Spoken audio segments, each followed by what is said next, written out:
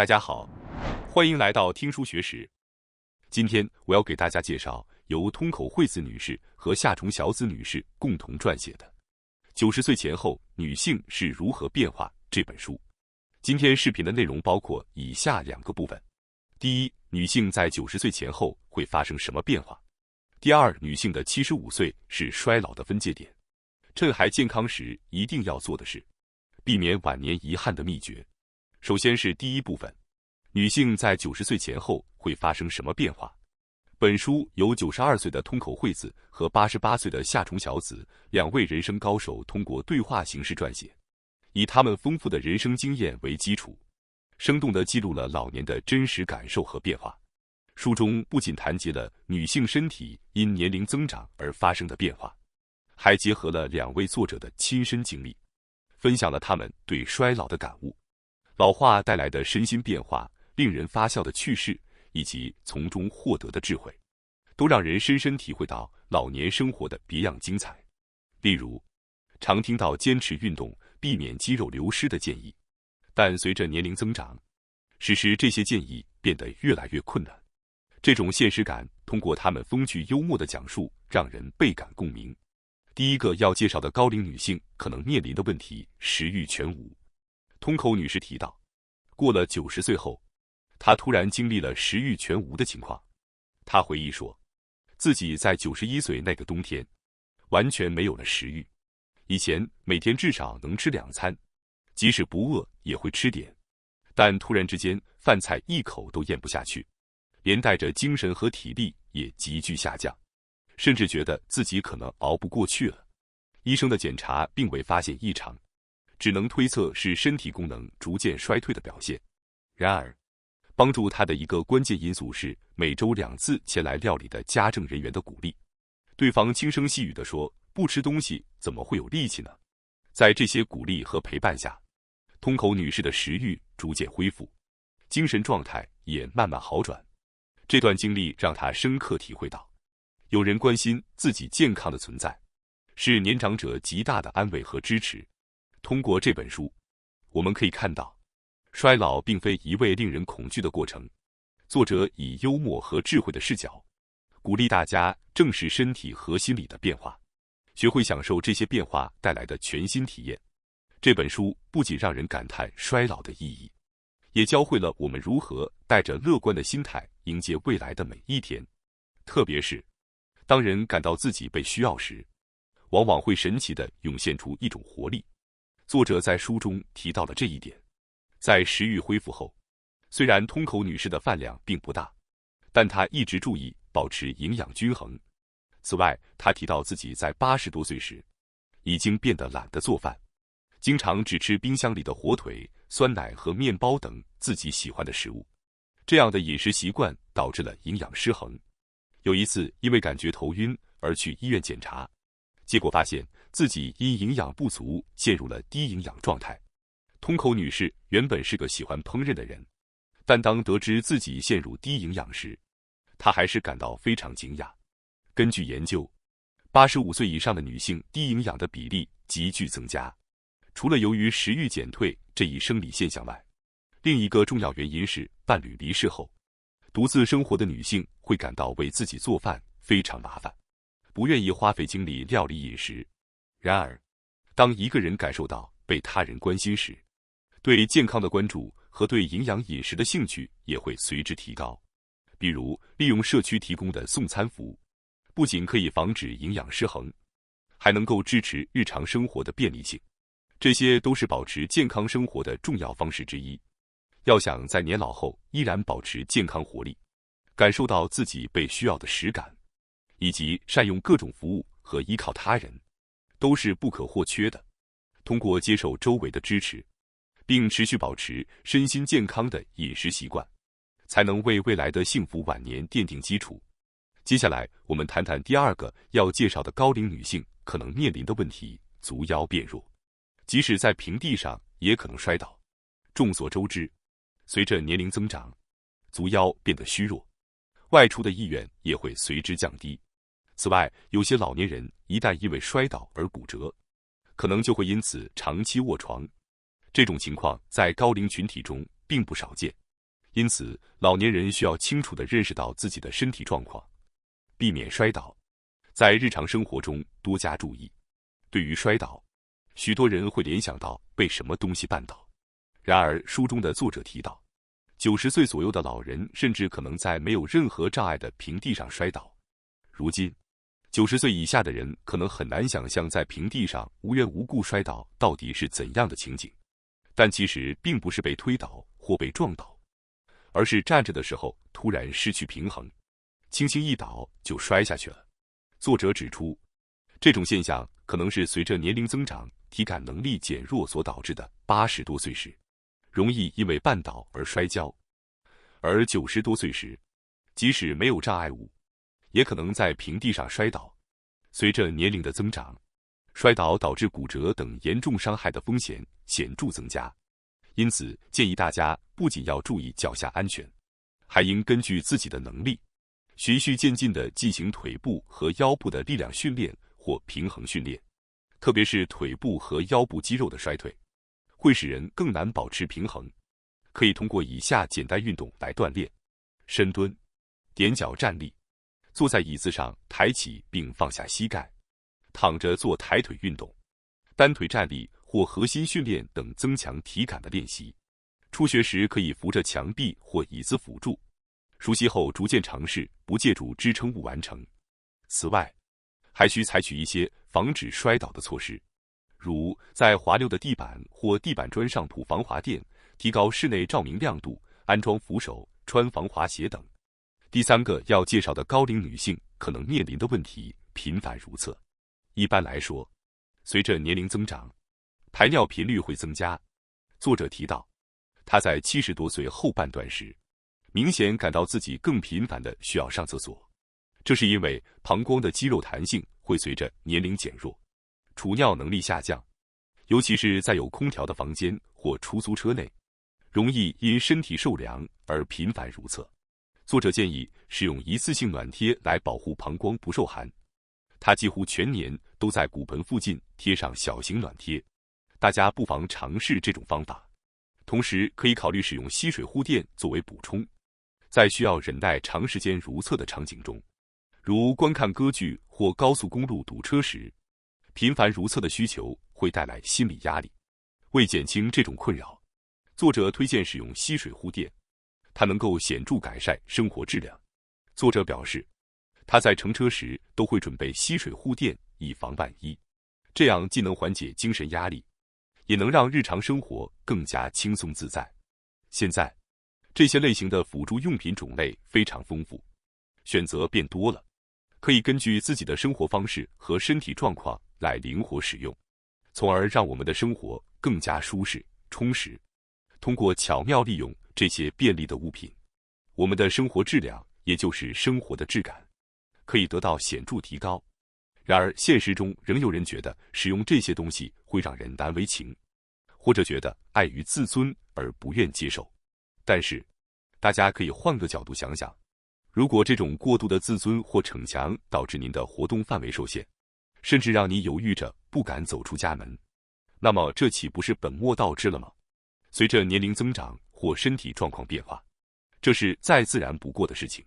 选择最适合自己的辅助工具，享受更加舒适的生活，不仅能带来内心的自由和安心感，还能让人生变得更加明亮、丰富。毕竟我们活着的意义，归根结底不就是为了幸福吗？例如，哪怕只是轻微的尿失禁，也可能让人不敢外出，进而显著降低生活质量。为了避免尴尬，有人会放弃与孙辈外出游玩的计划，甚至对朋友的聚餐或旅行产生抗拒。如果长期困在这样的烦恼中，心情自然会变得消沉，人生的乐趣也会因此减少。然而，如果能够灵活利用那些能提供安心感的辅助用品，这些担忧就会大大减少，你也能放心大胆地拥抱外面的世界。比如吸水内裤或吸水护垫，它们的外观与普通内衣无异，让人使用时毫无心理负担。这种随时可以拿来用的便捷性，能够成为您日常生活中可靠的支持。通过一点点辅助用品的帮助，日常生活中的安心感会增加，行动范围也随之扩大，自然心情会更加积极，生活也会变得更加从容和有趣。最重要的是，能够随心所欲地享受自己喜欢的事物，这无疑是保持身心健康的关键。为了让人生更加丰富有趣，何不聪明地把这些便利物品融入日常生活呢？第4个要介绍的高龄女性可能面临的问题，许多年长女性会因为入睡困难而开始使用药物。通常来说，人们随着年龄增长，更容易出现入睡困难或睡眠问题。书中作者本人多年来也饱受失眠困扰，但他并没有选择使用助眠药物，而是服用了能够激活舒缓神经的轻度镇静剂来帮助入睡。所以如果可以不使用药物，自然是更好。但从失眠带来的负面影响来看，作者认为，即使存在一定副作用，他也更愿意选择能够睡个好觉的方式。对于作者而言，尽管有可能付出一些代价，能够确保高质量的睡眠，对他来说是更重要的益处。失眠所引发的压力和疲劳积累，不仅会大幅降低生活质量，还可能导致注意力下降、情绪低落、免疫力下降以及身体不适等问题。此外，失眠还与抑郁症等精神疾病有着很强的相关性，需要特别注意。对于长期与失眠抗争的作者来说，能够在夜晚安然入睡、早晨舒适醒来的简单愿望，几乎成了他最迫切的追求。近年来，市场上已经出现了依赖性较低的镇静剂，以及由天然成分制成的助眠保健品，让应对失眠的选择变得更加多样化。如果您连续数晚难以入睡，并感觉身心濒临极限，适当的使用药物或辅助产品也不失为一种选择。确实，药物可能会带来副作用，但相比失眠的种种危害，暂时依赖药物未必是一个坏决定。此外，最新研究表明，失眠本身带来的压力会进一步加重失眠。越是强迫自己必须入睡，就越容易让神经变得紧张，反而难以入睡。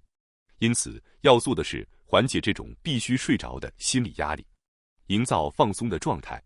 作者使用镇静剂的目的也是为了缓解神经紧张，帮助自然入睡。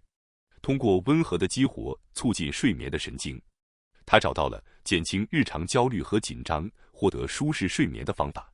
可以说，失眠是许多人难以言说的痛苦。接下来是第2部分，女性的75岁是衰老的分界点。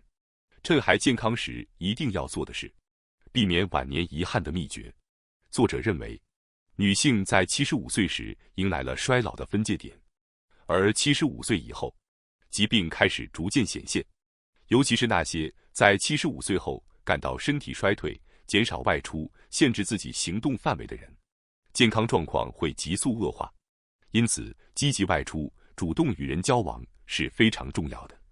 反之，如果长期独自待在家中，衰老的速度就会明显加快。此外，75岁以后不仅体力下降、腿脚变弱，各种身体不适也开始频繁出现。例如，作者在77岁时经历了手术。他坦言，75岁之后，依赖医疗帮助的机会显著增加，甚至在89岁高龄时，他还接受了乳腺癌手术。他回忆手术时的心情是：这就是人生的终点了。然而，作者也感叹到，活在这个世界上确实有趣极了。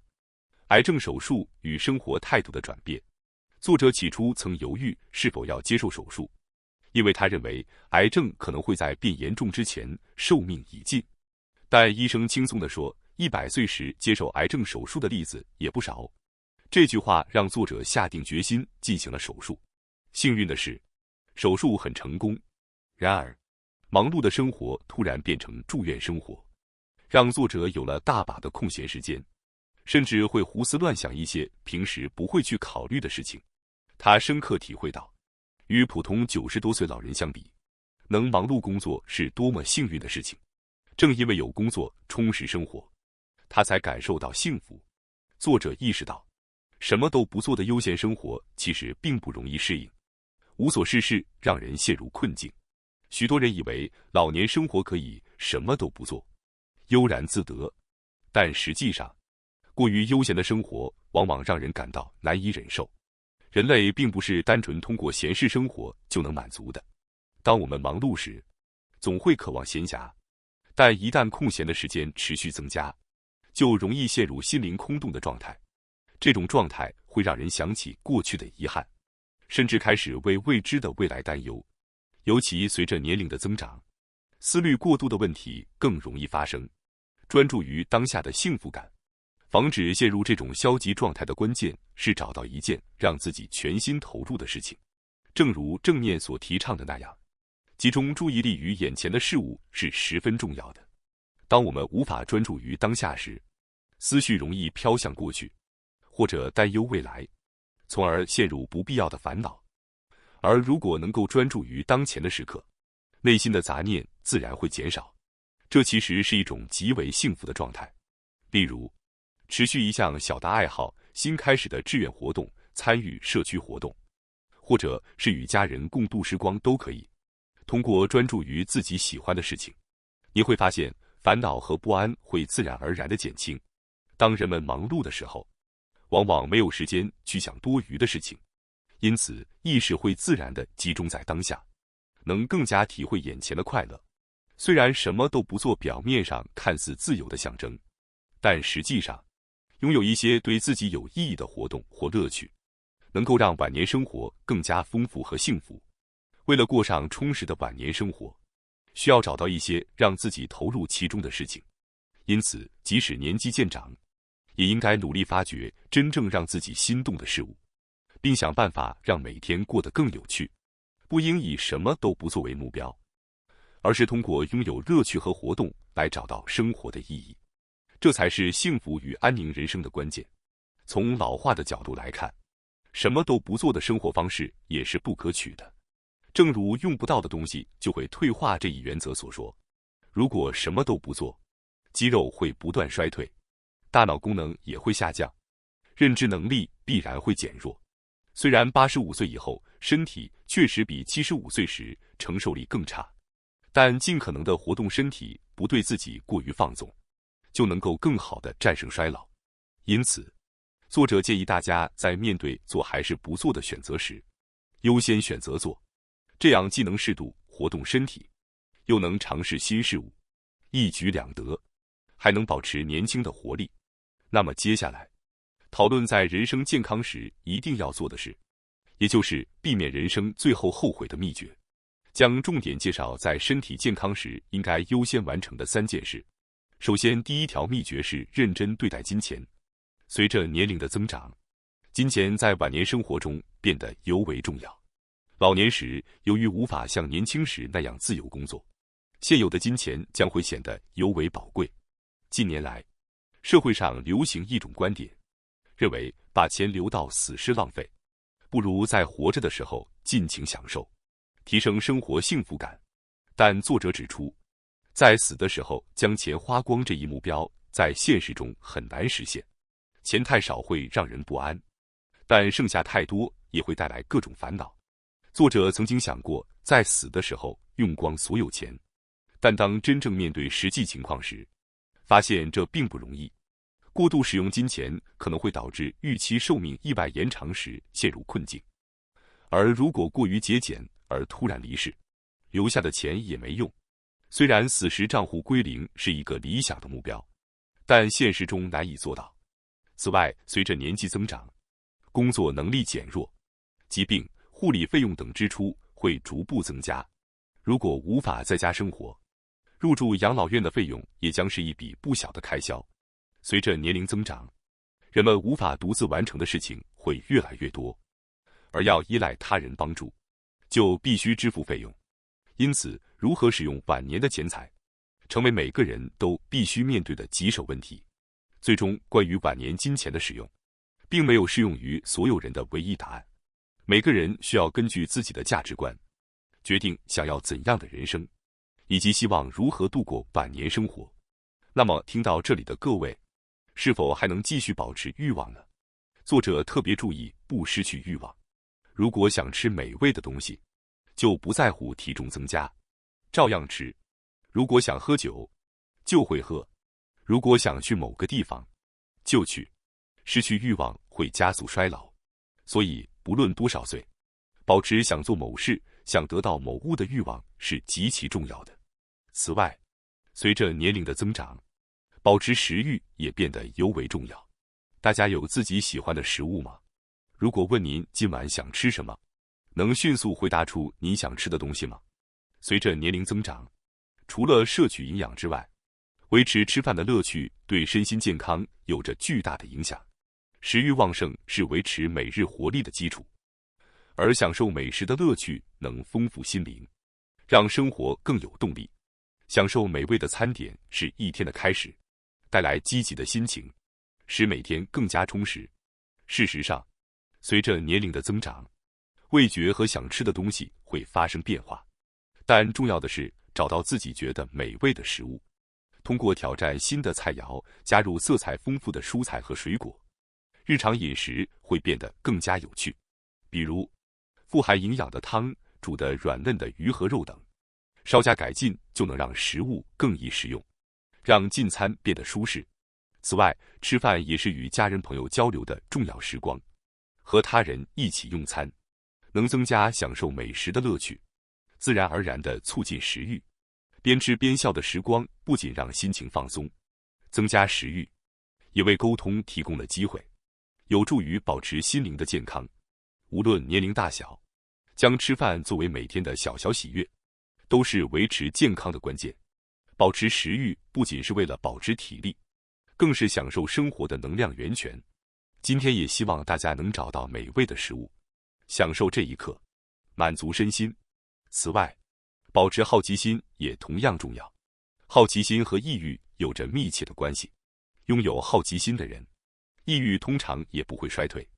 作者认为，保持好奇心是防止精神衰老的重要因素。无论年纪多大，保持每天的小小好奇心，是让生活更加光彩照人的秘诀。如果有好奇心，日常生活中的一切都会变得不同。新的挑战和发现会激发您的意欲，这不仅仅是获得新知识的乐趣，更是维持身心活力的重要因素。保持好奇心就像为心灵加油。随着年龄增长，我们可能会觉得自己什么都经历过了，但其实日常生活中依然充满了发现。您可以尝试新的爱好，读读以前没有接触过的书籍，或者用不同的视角欣赏身边的景色。即使是小小的改变，也能为心灵带来新鲜的刺激。感谢大家收看今天的节目。如果你喜欢我们分享的内容，记得点赞、订阅并开启小铃铛通知，第一时间获取我们的更新。在下次的节目中，我们将继续为大家分享更多有益的书籍。再次感谢大家的支持，我们下期再见。